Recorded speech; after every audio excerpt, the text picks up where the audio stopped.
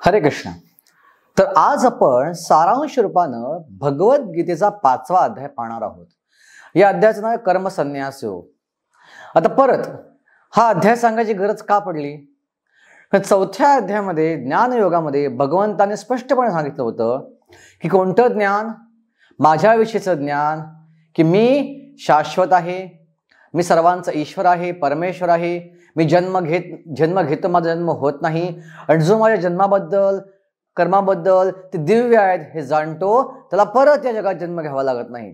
आणि या ज्ञानाच्या आधारावर जो काम करतो त्याला कुठलंही बंधन लागू पडत नाही, त्याला कुठलाही पाप लागू पडत नाही। असा व्यक्ती काम करूनही न केल्यापैकी असतो। हे भगवंताने स्पष्टपणे सांगितलं आणि सांगितलं शेवटी की उठ आणि युद्धाला चालू हो, युद्धाला उभं राहा। पण अर्जुन परत गोंधळला। त्याला वाटलं की ज्ञानी लोक ही काम न करताही आनंद घेतात।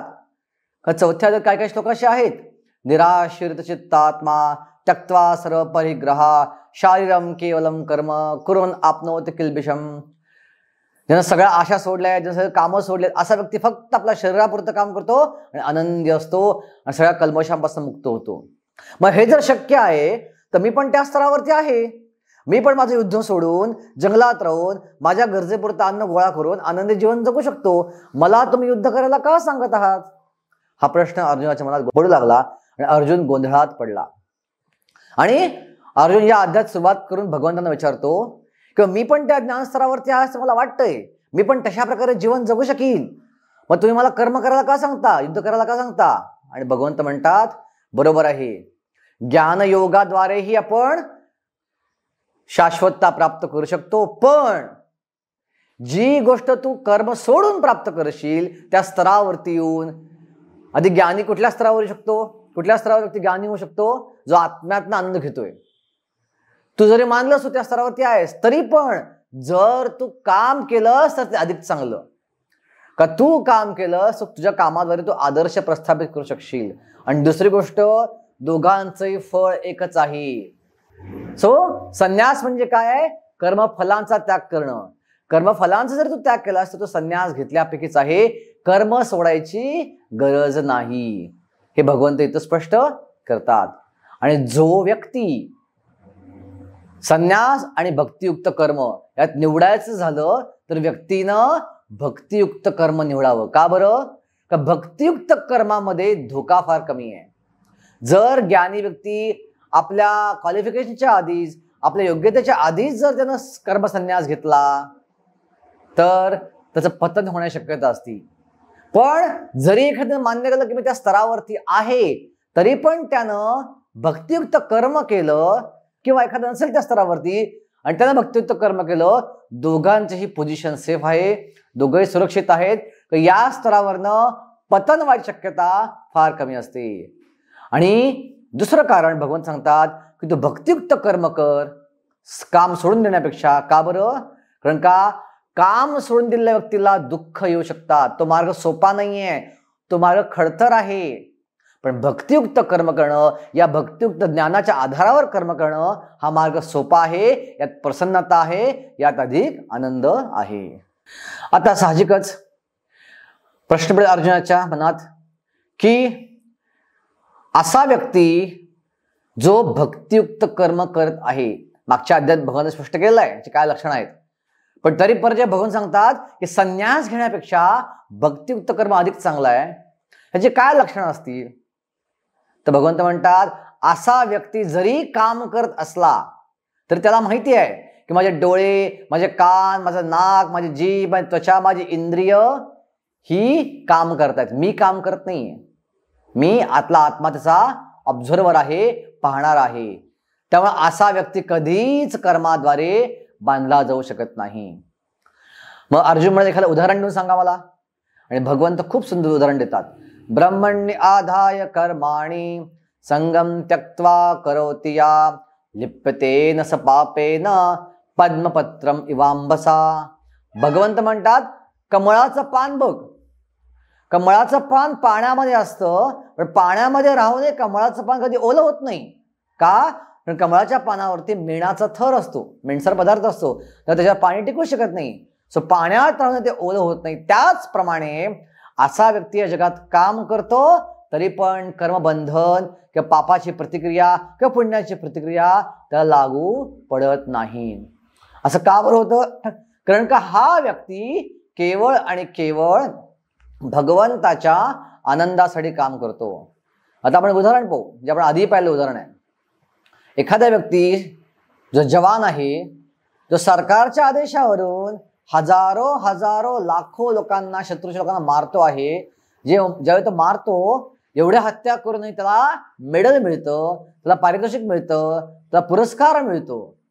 पण हाच व्यक्ती स्वतःच्या गावामध्ये आला आणि आपल्याला पैसे पाहिजे म्हणजे कोणाचा खून केला, तर एका खुनासाठी त्याच माणसाला फाशीची शिक्षा दिली जाते. दोघांमध्ये फरक आहे. एका ठिकाणी हजारो खून पडलेत आणि दुसऱ्या ठिकाणी एक खून पडलाय. हजारो खून पडल्यावर मेडल मिळते आणि एक खून पडल्यावर फाशी शिक्षा होते. असं का? कारण का ते जे खून पाडले, त्याची हत्या केली आहे ती सरकारच्या आदेशावरनं केली आहे, सरकारच्या आनंदासाठी केली आहे, त्याची जबाबदारी सरकारची आहे. त्याचप्रमाणे अर्जुना, हे युद्ध जे आहे तू माझ्या आनंदासाठी कर, यातनं जे काही पाप वगैरे लागेल ती जबाबदारी माझी आहे, याचा परिणाम तुझ्यावरती अजिबात होणार नाही. आणि असा व्यक्ती जो या भक्तीद्वारे कर्म करतो तो अशा प्रकारे मुक्त होत असतो. तो कुठल्याही प्रकारच्या कंटॅमिनेशन मध्ये, कुठल्याही प्रकारच्या दोषांमध्ये अडकून पडत नाही. दोषांच्या वर तो सहजगत्या जातो आणि त्याची चेतना जी आहे, त्याचं हृदय जे आहे ते योगयुक्त विशुद्ध होऊन जातं. कारण का तो योगामध्ये संलग्न झालेला असतो. इथं योग म्हणजे भक्तियोगात तो संलग्न झालेला असतो. आता अर्जुनाच्या मनात असा प्रश्न पडला, व्यक्ती काम करतोय पण तो बंधनात अडकून पडत नाहीये. नक्की काम करतोय का नाही? करतोय तर कोण करतोय काम, आणि करत नाही तर कोण काम करत नाहीये? नक्की एक्झॅक्टली होतं काय? प्रकृती काम करतेय का जीवात्मा काम करतोय का भगवंत काम करतायत? तर या प्रश्नाचे उत्तर भगवंत या अध्यायामध्ये इथं देत आहेत. भगवंत म्हणतात की कुठल्याही प्रकारे कधीही जीवात्मा हा कार्य करत नाही. मग एखाद्या व्यक्ती कार्य करतोय तर कोण करते कार्य? जीवात्मा फक्त एकच गोष्ट करू शकतो. काय करू शकतो जीवात्मा? जीवात्मा फक्त इच्छा व्यक्त करतो. उदाहरणार्थ, मला आमरस प्यायचा आहे, ही मी जो जीवात्मा आहे त्याने व्यक्त केलेली इच्छा आहे. आता साहजिकच आमरस प्यायचा आहे ही इच्छा जीवात्म्याने व्यक्त केली. ती इच्छा कोण ऐकतंय?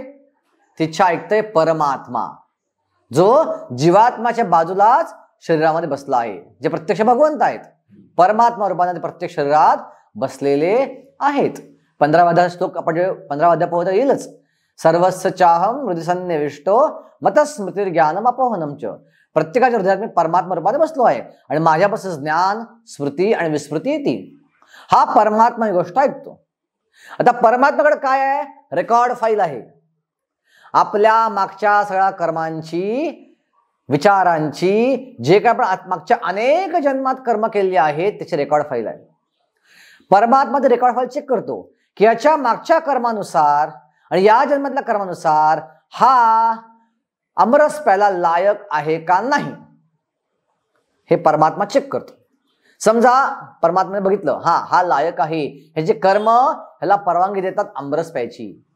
आता परमात्माच्या इच्छेमुळे काय होतं? सगळी प्रकृती काम करायला लागते.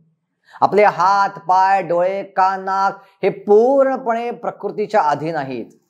जर प्रकृतीने आपला कंट्रोल काढून टाकला, आपला डोळे असं आपण पाहू शकणार नाही, आपला कान असं आपण ऐकू शकणार नाही, आपल्याला जीभ असणे आपण चव घेऊ शकणार नाही, आपला त्वचा असणे आपण स्पर्शाचा आनंद घेऊ शकणार नाही. का बरं? कारण प्रकृतीच्या द्वारे कंट्रोल केलेल्या गोष्टी आहेत. प्रकृतीने आपला कंट्रोल काढून टाकला आहे. एखादा व्यक्ती पॅरालाइज होतो, अर्धांगवायू त्याला होतं, म्हणजे काय? मेडिकलच्या भाषेत काही असेल, पण आध्यात्मिक दृष्टीनं त्या पर्टिक्युलर अवयवाचा जो कंट्रोल आहे तो प्रकृतीने काढून टाकलाय. तर जो अवयव आता निकामी झालाय, तो अवयव असूनही काम करत नाहीये. सो परमात्मा प्रकृतीला प्रेरित करतो. प्रकृती 3 गुण काम करायला लागतात. ते 3 गुण अशी सिस्टीम तयार करतात की तो अमरस तयार होईल आणि योग्य वेळी आपल्या समोर येईल. आणि आपल्याला प्रेरित करतात, आपल्या इंद्रियांना प्रेरित करतात की तो अमरस हातात उचला, जिभेला साधा चव घे, हातात साधा उचल, जिभेला साधा चव घे, डोळ्यात साधा बघ आणि याद्वारे जीवात्मा त्या अमरसचा आनंद घेतो. सो एका प्रकारे जीवात्म्यानं काहीच काम केलं नाही आहे. जे कोणी काम केले ते प्रकृतीनं काम केलंय परमात्म्याच्या मार्गदर्शनाखाली. मग यातलं जे सुख आणि दुःख भोगलं जातं ते कोण भोगतो? जर जीवात्मा कामच करत नाहीये तो जर पाप आणि पुण्य का भोगेल? का भगवंत पाप आणि पुण्य भोगतात? तर भगवान सांगतात नाही, जीवात्माही भोगत नाही, भगवंतही भोगत नाही. मग का बरं जीवाला दुःख होतं मग कर्मातनं? समजा तो अमृतसोड काढून घेतला समोरनं तर जीवात्म्याला दुःख होईल. का दुःख होईल? कारण का जीवात्मा स्वतःला देह समजत आहे. जीवात्मा हाची ओळख जी आहे ती देहाशी जोडली गेली आहे. सुख आणि दुःख देहाला आहेत, आत्म्याला नाही आहेत. पण आपण देहाशी तादात्म्य केल्यामुळं, जसं एक स्टिकर आहे, एक स्टिकर भिंतीला चिकटले गेले, स्टिकर आणि भिंत वेगळी आहेत, पण मध्ये जो स्टिकी पदार्थ आहे, तो चिकट पदार्थ आहे, त्यामध्ये दोघं एक आहेत असं वाटतं. त्या भिंतीवर आघात झाले की स्टिकरला वाटतं माझ्यावर पण आघात झालेत. तसंच जीवात्म्याला वाटतं माझा मी जो आहे तो या शरीराशी बांधला गेलो आहे आणि त्यामुळे त्याला वाटतं की तो दुःख भोगतोय. एका प्रकारे दुःखही भोगत नाही आहे आणि तो सुखही भोगत नाही आहे. आता साहजिकच हे भक्तियुक्त कर्म करायचं कळलं, त्याचा फायदा काय कळला? तर साहजिकच जो भक्तियुक्त कर्म करेल त्याचा दृष्टिकोन कसा होईल, तो कसं यातनं मुक्त होईल, या प्रश्नांची उत्तरं भगवंत या अध्यायात शेवटी देत आहेत. सर्वात महत्वाचा दृष्टिकोन, खूपच सुंदर श्लोक, प्रत्येक शिक्षकासाठी अत्यावश्यक श्लोक. प्रत्येक शिक्षकांना हा श्लोक पाठ केला पाहिजे आणि याचं आचरण करायचा प्रयत्न केला पाहिजे. का हा श्लोक प्रत्येक शिक्षकांना आचरण केला तर विद्यार्थी पण सहजगत्या तो शिक्षकांना पाहून आपल्या जीवनामध्ये अंमलात तो आणू शकतील. विद्या विनय संपन्ने ब्राह्मणे गविहस्तिने शुनी चैव शपाके च पंडितः समदर्शिना.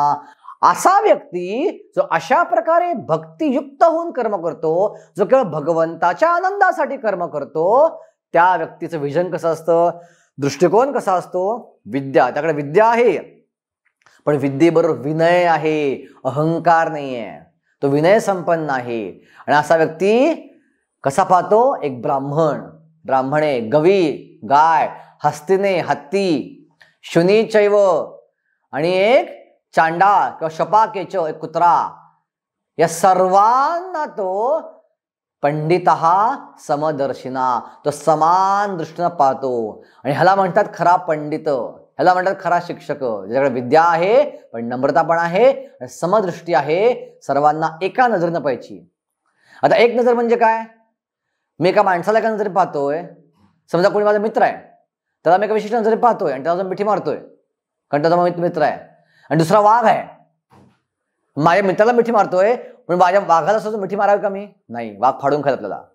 समदृष्टीनं पाहणं म्हणजे हा दृष्टिकोन नव्हे. समदृष्टीनं पाहणं म्हणजे प्रत्येक जण हा भगवंताचा अंश आहे, प्रत्येक जण आत्मा आहे, शरीर नाही आहे. शरीर कर्मानुसार मिळालेलं बाह्य आवरण आहे, नष्ट होणार आहे. या दृष्टीनं पाहणं, त्या व्यक्ती प्रत्येक जीवाला भगवंताचा अंश म्हणून पाहतो, तेव्हा साहजिक असतो त्या व्यक्तीची सेवा त्याला योग्य पद्धतीनं करतो. तो कुत्र्याला घरामध्ये घेत नाही, कुत्रा घरात घाण करेल, तो कुत्र्याला अन्न घालतो पण घराच्या बाहेर. तो वाघाला घरामध्ये घेत नाही, तो वाघाची सेवा करतो, वाघाची हत्या न करता वाघापासून दूर राहून तो माणसांची विशिष्ट प्रकारे सेवा करतो. आणि हीच भारताची खरी संस्कृती आहे.